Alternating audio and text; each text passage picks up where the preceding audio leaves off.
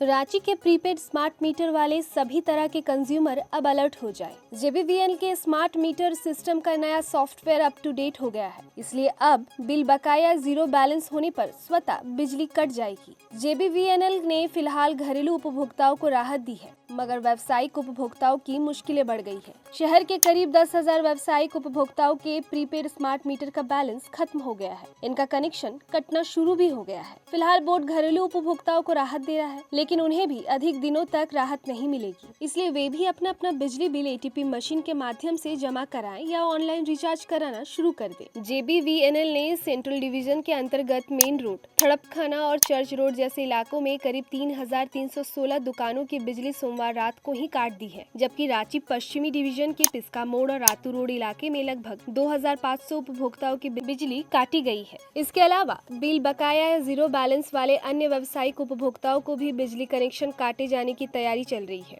इसकी कवायद शुरू कर दी गई है। जेबीवीएनएल ने सभी तरह के उपभोक्ताओं से अपील की है कि जिनका मीटर बैलेंस शून्य हो चुका है, उन्हें तुरंत रिचार्ज करना होगा। उपभोक्ता एटीपी मशीन, ऑनलाइन माध्यम या एसीबी ई पे के जरिए भुगतान कर सकते हैं। बकाया राशि के साथ कम से कम 200 रुपए अतिरिक्त बैलेंस के रूप में भी रिचार्ज कर ले, ताकि आगे भी बिजली आपूर्ति बनी रहे।